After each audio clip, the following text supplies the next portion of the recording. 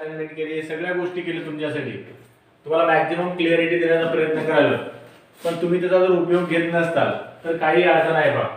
तर याच्यामध्ये नुकसान आमचं काहीच होणार नाही, नुकसान तुमचं स्वतः होईल. समजलंय का? त्याच्यामुळं स्वतः नुकसान करून घेऊ नका. आलं लक्षात? तर प्रामाणिकपणाने परीक्षा देत जा, प्रामाणिकपणाने लेक्चर अटेंड करत जा. उद्या गप्पा मारा लेक्चर अटेंड करायचे नाही. Hi, hello, good morning, good afternoon. बायोच्या पिरियडला म्हणतात फिजिक्सचा व्हिडिओ पाठवा, फिजिक्सच्या व्हिडिओला म्हणतात बायोचा व्हिडिओ पाठवा, याचा एक्झाम कधी आहे, त्याचा पेपर कधी, त्याचे आन्सर की कधी पाठवणार. अरे लेक्चर पाहिले का तुम्ही चॅटिंग करायला, काय तुमचा मेळ लागत नाही बा. समजले? तर सिरियस राहा थोडेसे. तर कालच्या लेक्चर मध्ये आपण ब्रायोफाइट्स मध्ये लिव्हर वर्ड्स बद्दल डिस्कस केलं. Liverworts which are considered as the primitive types of bryophytes. बरोबर आहे? एकदम सिंपल टाइपचे ब्रायोफाइट्स आहेत. थॅलॉइड प्लांट बॉडी आहे, थॅलस लाइक स्ट्रक्चर आहे आणि थॅलसचं स्ट्रक्चर लिव्हर सारखं आहे, त्याच्यामुळे त्यांना कॉमनली लिव्हर वर्ड्स कन्सिडर करतात. त्याचं थॅलस जर आपण पाहिलं तर प्रोस्टेट टाइपचं थॅलस होतं, डॉर्सिव्हेंट्रली फ्लॅटन थॅलस आहे.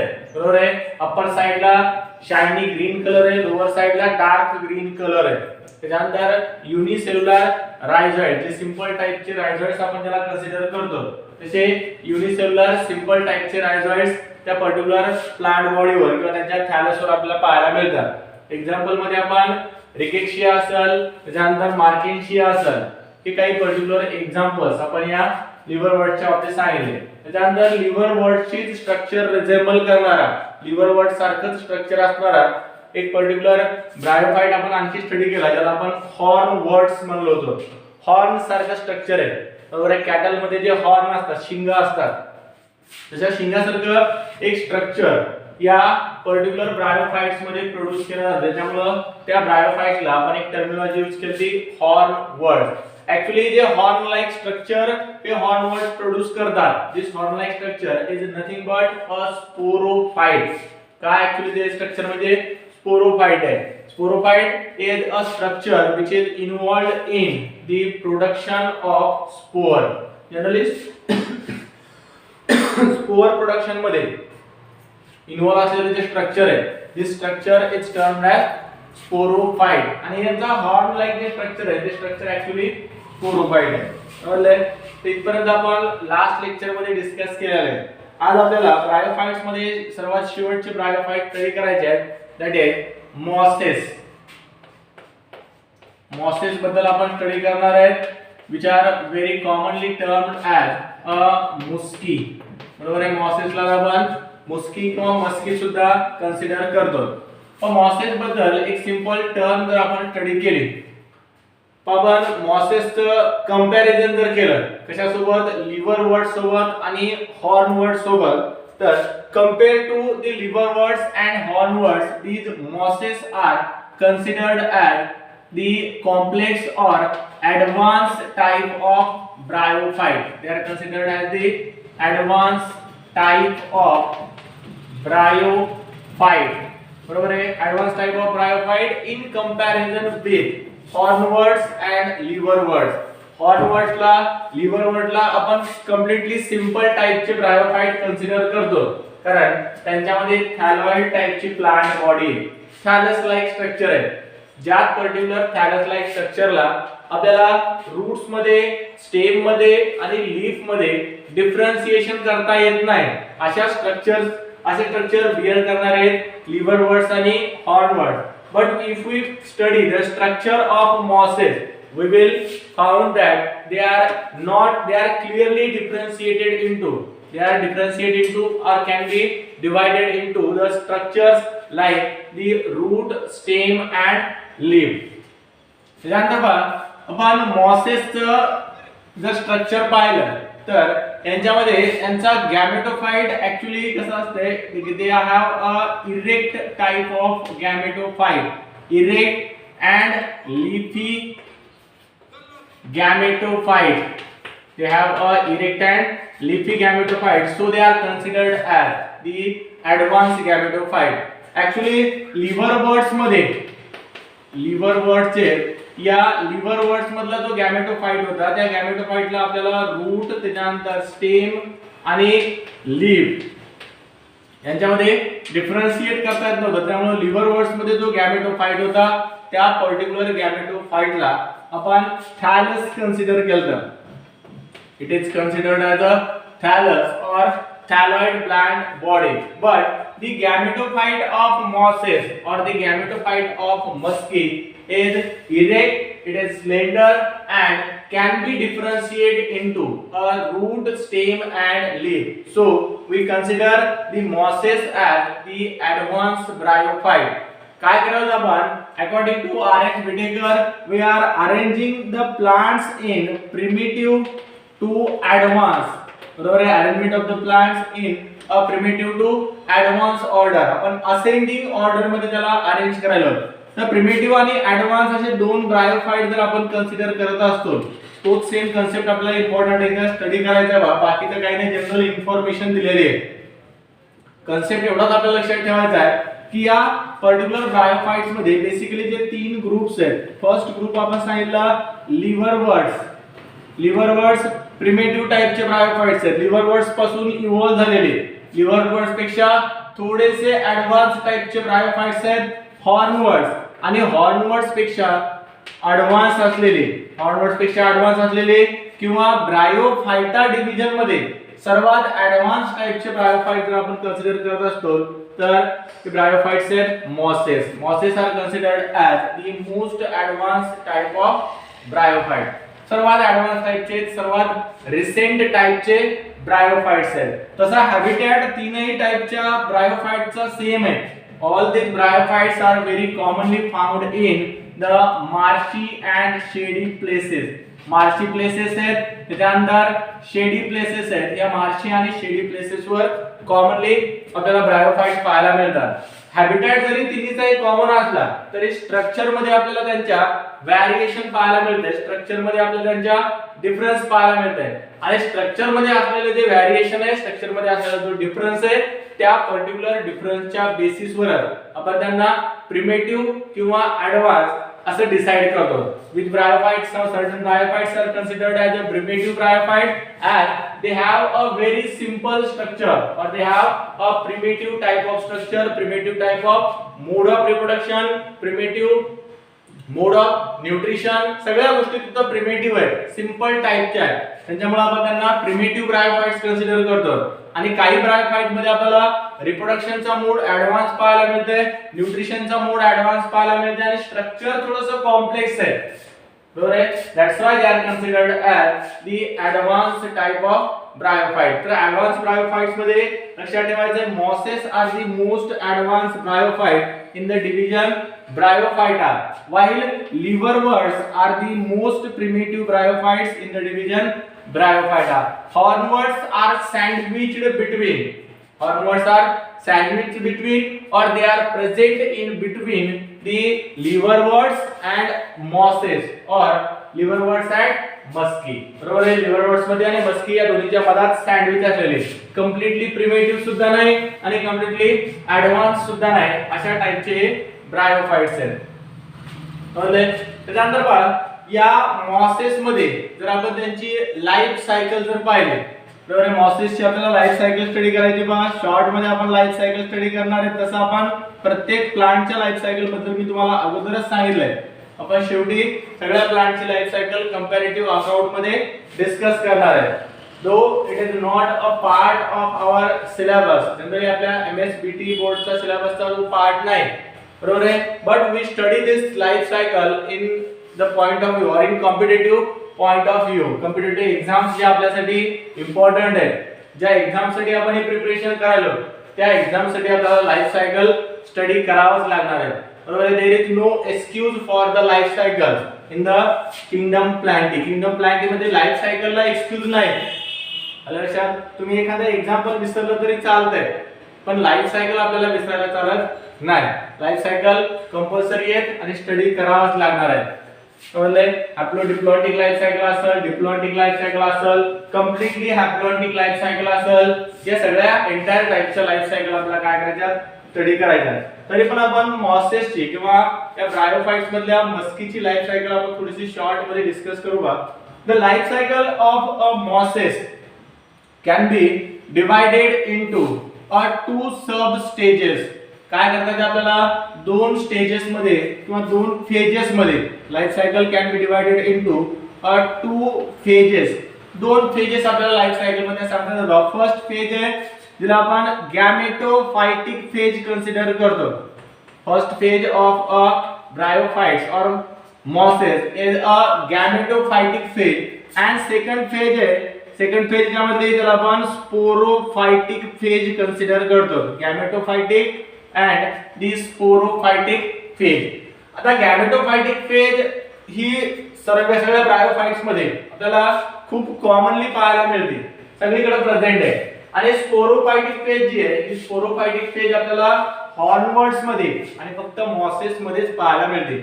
हॉर्नवर्ड्स मध्ये असं कंप्लीट डिस्टिंग्विश नाही किंवा कंप्लीट डिफरन्शिएशन नाही त्याच्या गॅमेटोफाइटिक आणि स्पोरोफाइटिक स्टेज मध्ये.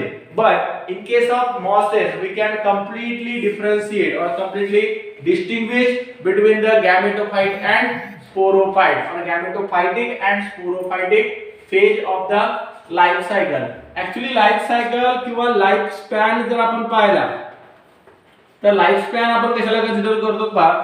The time duration from the birth. Life span म्हणजे आपण सांगतो त्या इंडिव्हिज्युअल ऑर्गॅनिझमची बर्थ झाल्यापासून तर त्याच्या डेथ पर्यंतचा जो ड्युरेशन आहे त्या ड्युरेशनला आपण म्हणतो लाईफ स्पॅन.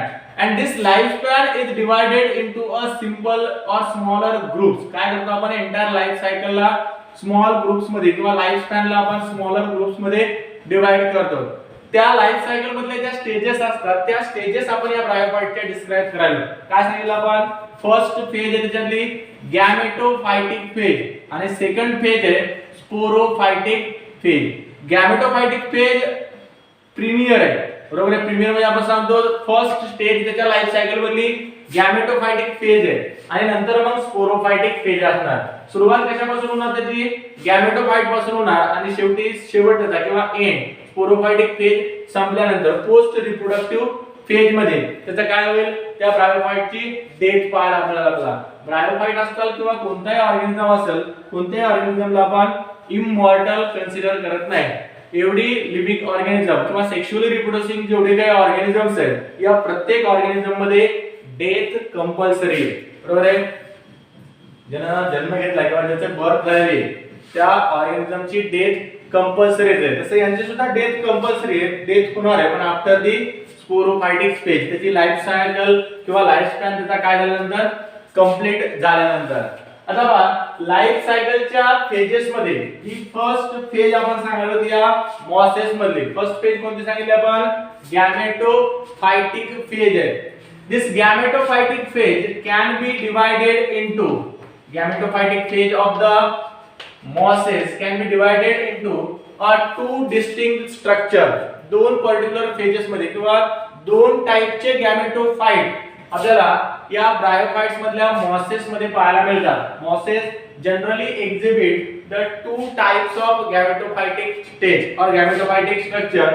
फर्स्ट स्ट्रक्चर आहे which is a thalloid in nature. Generally thallus like structure आपण सांगितलं अब्सेंट आहे पण काही असे पर्टिक्युलर ब्रायोफाइट्स आहेत किंवा काही पर्टिक्युलर मॉसेस आहेत ज्यांच्या इनिशियल स्टेज मध्ये जुवेनाइल स्टेज मध्ये त्यांच्यामध्ये थॅलॉइड स्ट्रक्चर प्रेझेंट असते.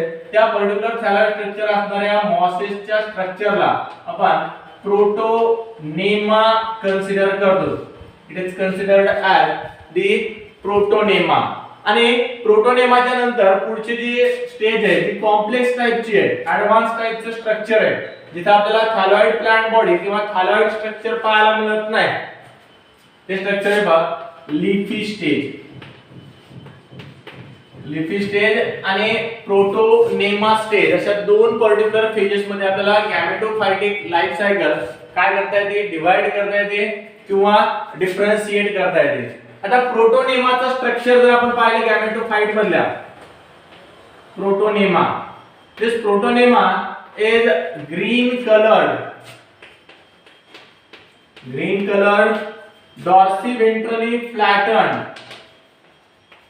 dorsiventral flatten prostrate structure, dorsiventrally flatten आहे, त्याच्यानंतर ग्रीन कलरचे आणि प्रोस्ट्रेट स्ट्रक्चर आहे. as it is the same features आहे, the same peculiarities आहे which are found in the liverworts and hornworts.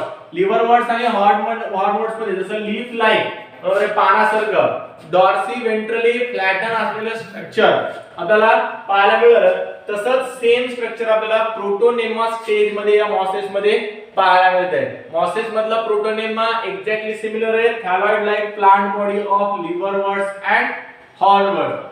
आता हा जो प्रोटोनेमा आहे, हा प्रोटोनेमा फंक्शन काय परफॉर्म करते, प्रोटोनेमाचं थोडंसं आपण क्लिअरली जर ऑब्झर्वेशन केलं तर protonema have a very small bird like structure, small bird in multiple number मध्ये स्मॉल बर्ड लाईक स्ट्रक्चर आपल्याला कॉमनली या प्रोटोनेमावर पाहायला मिळतात. ब्रायोफाइट्स मध्ये आपण रिप्रोडक्शनचे मोड जर पाहिले तर थोडंसं या प्रोटोनेमाच्या फंक्शनशी रिलेटेड असलेला पॉइंट आहे. ब्रायोफाइट्स आहेत, या ब्रायोफाइट्स मध्ये रिप्रोडक्शनचे मोड्स जर आपण कन्सिडर केले तर रिप्रोडक्शन मध्ये ब्रायोफाइट्स बेसिकली दोन्ही वेने काय करतात, रिप्रोडक्शन परफॉर्म करतात. कोणत्या दोन वेने रिप्रोडक्शन करतात, एक पर्टिक्युलर रिप्रोडक्शनचा मोड आहे ज्याला आपण म्हणतो असेक्शुअल रिप्रोडक्शन, आणि सेकंड टाइपचा रिप्रोडक्शनचा मोड आहे ज्याला आपण सेक्शुअल रिप्रोडक्शन म्हणतो. असेक्शुअल आणि सेक्शुअल दोन्ही रिप्रोडक्शनचे वेद किंवा दोन्ही पर्टिक्युलर मोड्स ना ब्रायोफाइट रिप्रोड्यूस करतात. असेक्शुअल रिप्रोडक्शन मध्ये बेसिकली ब्रायोफाइट्स मध्ये दोन टाइपनं असेक्शुअल रिप्रोडक्शन केलं जात आहे. एक पहिला मोड आहे बडिंगचा, बडिंग, आणि सेकंड टाइपचा असेक्शुअल रिप्रोडक्शनचा मोड या ब्रायोफाइट्स मध्ये आपल्याला पाहायला मिळते ज्याला आपण फ्रॅगमेंटेशन कन्सिडर करतो. Budding and fragmentation. पण काय असते बडिंग आणि फ्रॅगमेंटेशन, ऍक्च्युअली या ब्रायोफाइट्स मध्ये त्यांच्या पॅरेंटल प्लांट बॉडीवर, the parental plant body produce a small structure which is resemble with their parental organism. पॅरेंटल ऑर्गॅनिझमचं स्ट्रक्चर कसं आहे, त्या एक्झॅक्टली सेम स्ट्रक्चर सारखं एक स्मॉल स्ट्रक्चर पॅरेंटल प्लांट बॉडीवर प्रोड्यूस केलं जाते. जे पॅरेंटल प्लांट बॉडीवरचं स्ट्रक्चर नंतर काय होतं, ज्यावेळेस त्याचं मॅच्युरेशन होईल त्यावेळेस दिस प्लांट बॉडी और this structure will be detached from the parental organism and grow as a new organism or entirely new organism. काय झालं, एक पॅरेंटल बॉडी होती, त्या पॅरेंटल बॉडीवर एक स्मॉल स्ट्रक्चर डेव्हलप झालं, जे स्मॉल स्ट्रक्चर पॅरेंट सारखं स्ट्रक्चर त्याचं सुद्धा, फक्त साईज त्याची कशी आहे, स्मॉल आहे. ज्यावेळेस त्या स्ट्रक्चरचं मॅच्युरेशन होईल ते स्ट्रक्चर पॅरेंटल ऑर्गॅनिझम पासून काय होईल, डिटॅच होईल, आणि डिटॅच झाल्यानंतर independently as a new organism म्हणून सस्टेन करेल किंवा सर्व्हाइव्ह करेल. त्या टाइपचा रिप्रोडक्शनचा मोड जो आहे त्या रिप्रोडक्शनच्या मोडला आपण बडिंग कन्सिडर करतो. आणि फ्रॅगमेंटेशन काय असते, जर फिलामेंटस ब्रायोफाइट्स असेल, फिलामेंटस स्ट्रक्चर जर असेल तर त्या पर्टिक्युलर फिलामेंटस स्ट्रक्चर मध्ये ऍक्सिडेंटली जर तो फिलामेंट काय झाला, कट झाला किंवा ब्रेक जर झाला तर ब्रेक झाल्यानंतर त्या प्रत्येक फिलामेंट पासून जनरली फिलामेंटस स्ट्रक्चर असणाऱ्या ब्रायोफाइट्स मध्ये आपल्याला फ्रॅगमेंटेशन टाइपचा रिप्रोडक्शनचा मोड खूप कॉमनली पाहायला मिळतो. तसं ब्रायोफाइट्स मध्ये जे मॉसेस आहेत, या मॉसेसचा जो प्रोटोनेमा आहे, this protonema produce a numerous small bud. This bud can give rise to a new gametophyte. त्या प्रोटोनेमावर प्रेझेंट असलेले जे बर्ड्स आहेत, या बर्ड्स पासून नवीन प्रोटोनेमा किंवा नवीन गॅमेटोफाइटचा आपण काय करू शकतो, प्रोडक्शन करू शकतो. तर प्रोटोनेमा एक इम्पॉर्टंट स्ट्रक्चर किंवा एक इम्पॉर्टंट स्टेज त्या पर्टिक्युलर गॅमेटोफाइटिक स्टेज मधली, जिच्यामध्ये आपल्याला थॅलॉइड स्ट्रक्चर पाहायला मिळाले. थॅलॉइड स्ट्रक्चर असून त्या पर्टिक्युलर प्रोटोनेमावर न्यूमरस बर्ड्स प्रोड्यूस केले चालले, जे बर्ड्स असेक्शुअल रिप्रोडक्शन मध्ये काय करतात, पार्टिसिपेट करतात. आता ऍक्च्युअली असेक्शुअल रिप्रोडक्शन जर आपण पाहिलं तर या असेक्शुअल रिप्रोडक्शन मध्ये डिफरंट असेक्शुअल रिप्रोडक्शनचे मोड्स आहेत. but these mosses commonly follow the fragmentation and the budding type of asexual reproduction. This protonema can undergo both the types of reproduction, budding as well as fragmentation. Bird develop करून त्या bird पासून नवीन bryophyte सुद्धा develop करू शकतात, किंवा fragmentation जर त्यांचं झालं, ऍक्सिडेंटली त्यांचा फ्रॅगमेंट किंवा त्यांचा फिलामेंट जो लॉंग आहे तो फिलामेंट जर ऍक्सिडेंटली कट झाला तर त्या प्रत्येक फ्रॅगमेंट पासून काय होऊ शकते, नवीन ब्रायोफाइट डेव्हलप होऊ शकते, न्यू ब्रायोफाइटचा आपण फॉर्मेशन करू शकतो. A bryophyte can be formed from the each fragment of a parental plant body. समजले?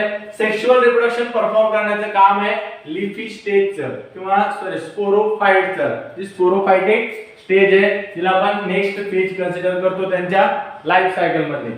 समजले? Write down.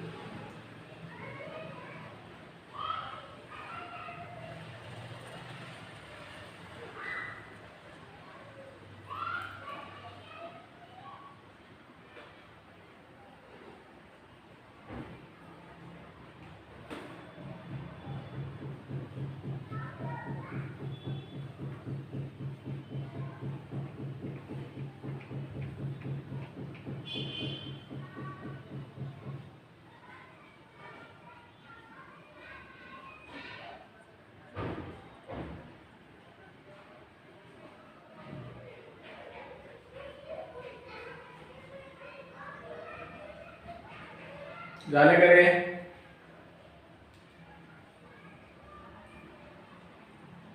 बरं.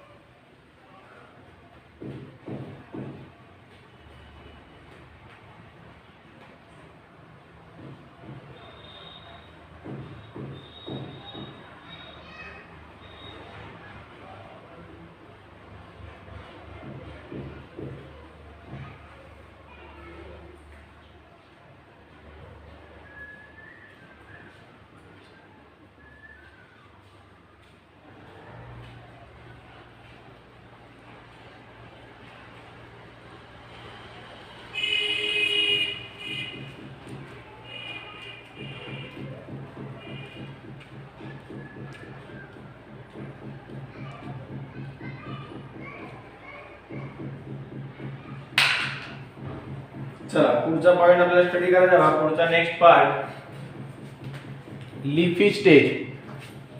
प्रोटोनेमा स्टेज तुमच्या लक्षात आली असेल. असेक्शुअल रिप्रोडक्शन परफॉर्म करणं, न्यूट्रिशन मध्ये पार्टिसिपेट करणं, हे बेसिक फंक्शन आहेत त्या प्रोटोनेमा स्टेज मधले. आपल्याला आता लीफी स्टेज बद्दल स्टडी करायचं बघा. In a leafy stage, this leafy stage, the structure of bryophyte. ज्यावेळेस लीफी स्टेज बद्दल आपण डिस्कस करतो त्यावेळेस या लीफी स्टेज मध्ये आपल्याला पूर्ण एंटायर प्लांट बॉडीला काय करता येते, रूट, त्याच्यानंतर स्टेम आणि लीफ या तीनही पार्ट मध्ये इझिली डिफरन्शिएशन करता येते. The leafy stage can be differentiated into the root, stem and leaf. बरोबर आहे. रूट आहेत ज्याला आपण रायझॉइड्स कन्सिडर करतो, तसं प्रोटोनेमा स्टेज वर सुद्धा आपल्याला रायझॉइड पाहायला मिळतात. बट रायझॉइड्स ऑन प्रोटोनेमा, रायझॉइड जे प्रोटोनेमावर प्रेझेंट आहेत हे रायझॉइड मल्टीसेल्युलर आहे. बरोबर आहे. मल्टीसेल्युलर आहे, मल्टीसेल्युलर स्ट्रक्चर आहे, न्यूमरस सेल्स पासून तयार झालेलं स्ट्रक्चर आहे. तसं रायझॉइड्स इकडे सुद्धा प्रेझेंट आहे जे रूट सारखं स्टेम फंक्शन परफॉर्म करतात. त्याच्यानंतर फायलॉइड जे लीफ सारखं स्टेम फंक्शन परफॉर्म करतात आणि कालाइड, CAULOID, कालाइड which is performing the function of stem. ते एंटायर स्ट्रक्चर जे या रूट, स्टेम, लीफ सोबत रिसेंबल करतात हे तिन्ही स्ट्रक्चर लीफी स्टेज मध्ये आपल्याला या ब्रायोफाइटच्या पाहायला मिळतात. तर पहा लीफी स्टेज आहे, या लीफी स्टेज मध्ये आपण या प्लांटचं स्ट्रक्चर जर पाहिलं तर या प्लांटच्या स्ट्रक्चरवर आपल्याला एक particular main axis which is resembling with or which is resemble with the stem of the higher plant and having the spiral arrangement or spiral phyllotaxy. तर स्पायरल phyllotaxy म्हणजे काय रे, जनरली एंटायर 360 डिग्री मध्ये लीफची arrangement असलेले, बरोबर आहे. झाडू तुम्हाला मी last lecture मध्ये सांगितलं होतं, मस्की म्हणजे ऍक्च्युअली झाडू सारखं स्ट्रक्चर आहे. स्पायरल फायलोटॅक्सी, बरोबर. एक मेन ऍक्सिस किंवा मेन स्टेम आहे. या मेन स्टेम वर चारही डायरेक्शन ना, दोन साइडचे दोन डायरेक्शन झाल्या, त्याच्यानंतर एक फ्रंट डायरेक्शन आहे आणि पुन्हा बॅक साइडची एक डायरेक्शन आहे. अशा चारही डायरेक्शननं लीफ अरेंज असलेले आपल्याला कॉमनली या ब्रायोफाइट्स वर पाहायला मिळतात. या टाइपची जी अरेंजमेंट आहे लीफची, त्या अरेंजमेंटला आपण स्पायरल फायलोटॅक्सी कन्सिडर करतो, बरोबर आहे. The arrangement of a leaf, arrangement of leaf on the stem or on the branches or on the main axis in spiral form is considered as the spiral phyllotaxy. Taxi, बरोबर आहे. Taxi म्हणजे काय, कुठे त्याला त्या गाडीमध्ये घेऊन जायचं नाही आपल्याला. स्पायरल फायलोटॅक्सी आहे. तर ही जी स्पायरल फायलोटॅक्सी आहे, या स्पायरल फायलोटॅक्सी मध्ये आपल्याला लीफची अरेंजमेंट पूर्ण एंटायर ऑल डायरेक्शन ना त्या पर्टिक्युलर प्लांटच्या मेन ऍक्सिस वर आपल्याला पाहायला मिळते. त्याच्यानंतर मेन ऍक्सिस जो आहे, the main axis of the ब्रायोफाइटचा जो मेन ऍक्सिस आहे, this main axis is termed as the cauloid and the leaf-like structure which is arranged over the cauloid or the stem is termed as phylloid. बरोबर आहे. फायलॉइड आणि कॅवलॉइड असे दोन particular structure आपल्याला त्या लिफी स्टेज मध्ये पाहायला मिळतात. आणि लिफी स्टेज नंतर जी स्पोरोफायटिक स्टेज आहे किंवा गॅमेटोफायटिक स्टेजच्या नंतर जी स्पोरोफायटिक स्टेज आहे, त्या स्पोरोफायटिक स्टेज मध्ये स्पोरोफाइटचं प्रोडक्शन सुद्धा आपल्याला पुढे पाहायला मिळते. त्याच्यानंतर या पर्टिक्युलर लिफी स्टेज मध्ये जे रूट लाइक स्ट्रक्चर्स आहेत, these root like structure are termed as the rhizoid. बरोबर आहे. रायझॉइड्स रूट लाइक स्ट्रक्चर्स आहेत जे त्या मेन ऍक्सिसला त्याच्या ग्रॅव्हिटेशनल फोर्स कडे किंवा पॉझिटिव्हली त्या ग्रॅव्हिटेशनल फोर्स कडे ग्रो होणारे पॉझिटिव्हली जिओट्रॉपिक टाइपचे रायझॉइड्स आपल्याला कॉमनली या प्लांट बॉडीवर पाहायला मिळतात. त्याच्यानंतर या पर्टिक्युलर स्ट्रक्चर मध्ये फायलॉइड जे स्ट्रक्चर आपण सांगालो, this phylloid is a leaf like structure present over the cauloid, and cauloid is the main axis of a leafy stage. गॅमेटोफाइट मध्ये जी लिफी स्टेज आहे, या लिफी स्टेजच्या मेन ऍक्सिसला आपण काउलॉइड कन्सिडर करतो, बरोबर आहे. काउलॉइड वर लीफची अरेंजमेंट आहे, लीफला काय म्हणायचं आपल्याला, फायलॉइड म्हणायचं. काउलॉइड्स जे फायलॉइड जे स्ट्रक्चर्स आहे, this phylloid structure is a homologous with a leaf as it is green in color.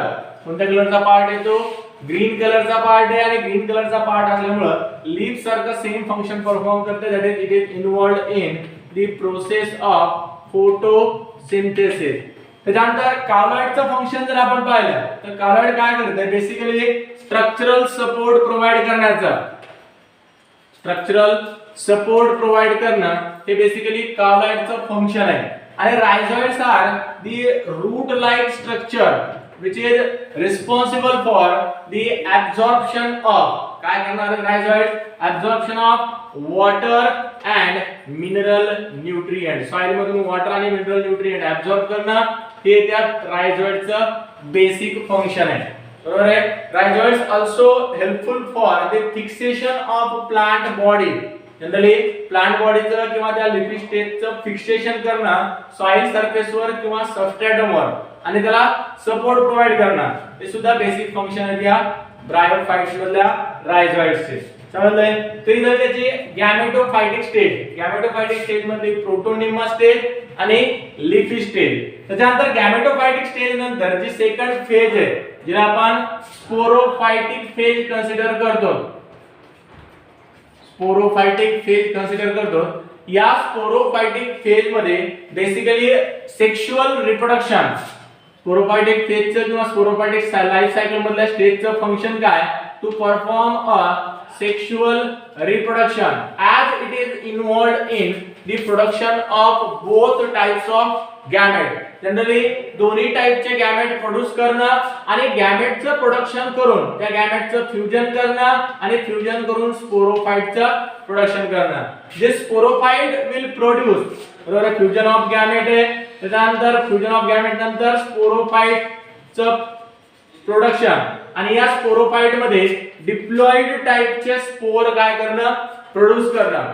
हे बेसिक फंक्शन्स आहेत त्या स्पोरोफायटिक स्टेज मधले किंवा स्पोरोफायटिक लाईफ सायकल मध्ये. त्याच्यात दोन्ही लाईफ सायकल इम्पॉर्टंट आहे, बरोबर आहे. दोन्ही लाईफ सायकल गॅमेटोफायटिक न्यूट्रिशन प्रोव्हाइड करते, स्ट्रक्चरल सपोर्ट प्रोव्हाइड करणं, त्याच्यानंतर बाकीचे अदर बेसिक फंक्शन परफॉर्म करणं, फिक्सेशन करणं त्या प्लांट बॉडीला, व्हेजिटेटिव्ह रिप्रोडक्शन करणं, हे गॅमेटोफायटिक स्टेजचे फंक्शन्स आहेत. आणि स्पोरोफायटिक फेज मधलं काय फंक्शन आहे, only to perform the sexual reproduction, स्पोरचं प्रोडक्शन करणं, हे स्पोरोफायटिक फेजचं सर्वात बेसिक इम्पॉर्टंट फंक्शन आहे.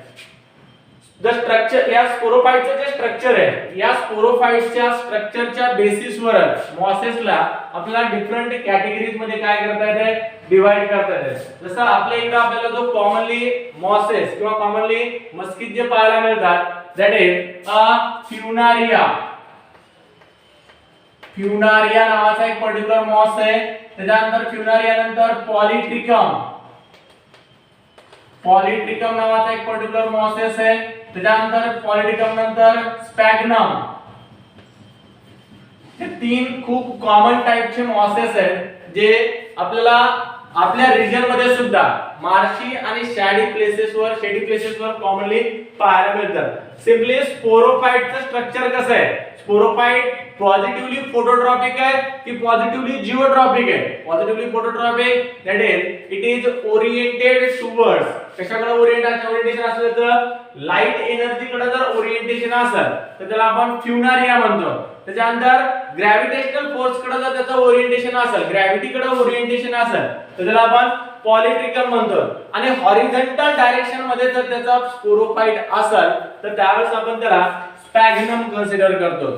तर तीनही टाइपचे जे मॉसेस आहेत हे मॉसेस ऍक्च्युअली त्या स्पोरोफाइटच्या ओरिएंटेशनच्या बेसिसवर आपण कन्सिडर करतो.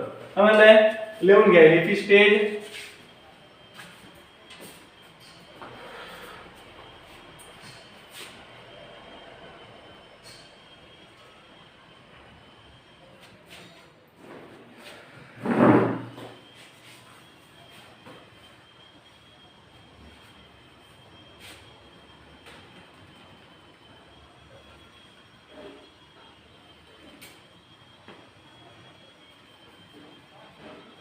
एक्झाम्पल आहेत फ्युनारिया, पॉलिट्रिकम आणि स्पॅग्नम.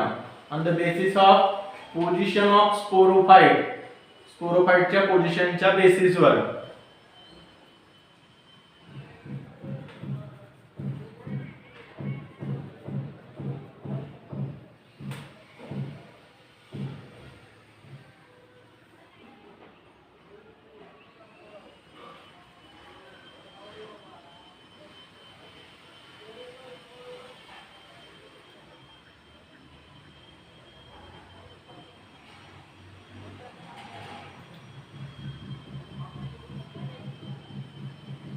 झाले?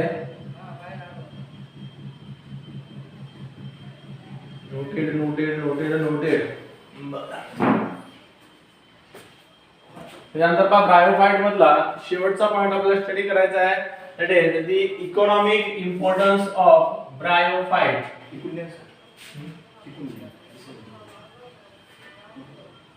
मोडू काय रे?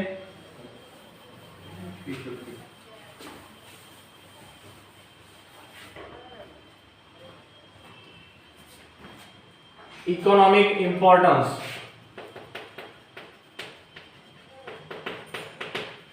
पण इकॉनॉमिक इम्पॉर्टन्स मध्ये ब्रायोफाइटचे आपण इकॉनॉमिक इम्पॉर्टन्स जर पाहत असतो तर ब्रायोफाइट मध्ये सर्वात इम्पॉर्टंट टाइपचा इकॉनॉमिक इम्पॉर्टन्स याचा that is they provide a food material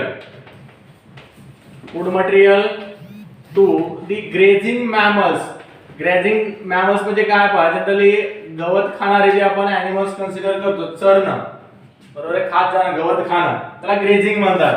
तर ग्रेझिंग करणाऱ्या ज्या मॅमल्स आहेत, स्मॉल साईजचे जे मॅमल्स आहेत, या मॅमल्सला ऍज अ फूड म्हणून हे ब्रायोफाइट काय केलं जातात, यूज केला जातात. Directly they are used as a food material by the grazing mammal. त्याच्यानंतर पॅकिंग मटेरियल जनरली तुम्हाला एखादा लाईव्ह सबस्टन्स जसं मीट असेल, बरोबर आहे, फ्रुट्स असतात, त्याच्यानंतर व्हेजिटेबल्स असतात, यांचं जर लॉंग डिस्टन्सला ट्रान्सपोर्टेशन जर करायचं असेल तर ऍज अ स्टफिंग मटेरियल म्हणून, बरोबर आहे, त्याला डॅमेज होऊ नये. जनरली आपण जर मँगोचं ट्रान्सपोर्टेशन करत असतो तर मानवी काय करतात, आपल्याला खूप दूर नाही जात. जसं कुठं आपल्याकडं हापूस आंबा कुठं असते, तो रत्नागिरी साइडकडे. रत्नागिरीला हापूस आंब्याचं प्रोडक्शन झालेलं, तो हापूस आंबा आपल्याला काय करायचा, अमेरिकेला पाठवायचा आहे. तर त्यासाठी आपल्याला जी प्रॉपर पॅकिंग करावं लागेल, त्या पॅकिंग साठी ऍज अ पॅकिंग मटेरियल म्हणून सुद्धा या ब्रायोफाइटचा काय केलं जात आहे, यूज केला जात आहे. एकतर पॅकिंग मटेरियल एकदम स्मूथ टाइपचं मटेरियल आहे आणि स्मूथ टाइपच्या मटेरियल सोबत it also contain the excessive quantity of water. Generally meat टाइपचं तुम्हाला मांस, मच्छी जर इथे ट्रान्सपोर्टेशन करायचं असेल तर त्याला प्रॉपरली प्रिझर्व करून आपल्याला काय करावं लागतंय, ट्रान्सपोर्ट करावं लागतंय. तर त्या ट्रान्सपोर्टेशन साठी पॅकिंग मटेरियल म्हणून किंवा स्टफिंग मटेरियल म्हणून सुद्धा या ब्रायोफाइटचा यूज केला जातो. त्यानंतर पॅकिंग मटेरियल सोबत there are certain bryophytes which are directly used as a fuel. बरोबर आहे, फ्युएल म्हणून आपण यूज करतो जनरली जाळण्यासाठी. खूप जास्त व्हेजिटेशन जर असेल तर त्याला कलेक्ट केलं जातं आणि कलेक्ट करून जनरली बर्नर्स मध्ये किंवा आपल्या ज्या शेगड्या आपण म्हणतो त्यांच्यामध्ये ऍज अ फ्युएल म्हणून किंवा बर्निंग मटेरियल म्हणून आपण काही ब्रायोफाइट्सचा यूज करतो. त्यानंतर फ्युएल म्हणून, फ्युएलच्या नंतर आणखीन एक खूप इम्पॉर्टंट यूज आहे ब्रायोफाइट्सचा, that is these bryophytes are the pioneer community in a bare land. ज्या रिकाम्या जमिनी आहेत, ज्या जागेवर कोणतेही प्लांट ग्रो झालेला नाही, बरोबर आहे, कम्प्लिटली स्टोनी एरिया, दगडच आहेत पूर्ण, माती नाही त्या जागेवर, आणि जिथे माती नसेल किंवा सॉइल नसेल अशा पर्टिक्युलर प्लेसेसवर दुसऱ्या प्लांटचं व्हेजिटेशन होणं पॉसिबल नाही. मग त्या पर्टिक्युलर प्लेसवर जर तुम्हाला व्हेजिटेशनला सुरुवात करायची असेल तर काय करावं लागेल, त्या रॉकची तुम्हाला वेदरिंग करावं लागेल, स्टोनची वेदरिंग करावं लागेल, स्टोन पासून सॉइलचं फॉर्मेशन करावं लागेल आणि सॉइल फॉर्म करून नंतर तिथं बाकीच्या प्लांटचं व्हेजिटेशन तुम्हाला पाहायला मिळेल. तर पायोनियर कम्युनिटी जी काय करते, स्टोनची वेदरिंग करते, त्याचं डिग्रेडेशन करते आणि डिग्रेडेशन करून त्याच्यापासून सॉइलचं फॉर्मेशन करणारे एक इम्पॉर्टंट प्लांट्स आहेत. तसं तर लायकेन्सला आपण पायोनियर कम्युनिटी कन्सिडर करतो. Lichens are considered as a pioneer community in the bare land, but some bryophytes or certain bryophytes are also considered as the pioneer community. Pioneer community, a first community which is established over a bare land or empty land. समजलंय? So that's all about the bryophytes. Bryophytes आपण आता complete केलेले आहेत. Bryophytes नंतर पुढच्या lecture मध्ये आपण pteridophytes बद्दल discuss करू. टेरिडोफाइटला आपण पुढच्या लेक्चर मध्ये सुरुवात करू. आणखी 4 ते 5 लेक्चर लागतात टेरिडोफाइट, जिम्नोस्पर्म आणि अँजिओस्पर्म. तर पुढचा आठवडा आपला जवळपास जाते या चॅप्टर मध्ये. टेरिडो, जिम्नो आणि अँजिओ. काय डाऊट असेल तर विचारा.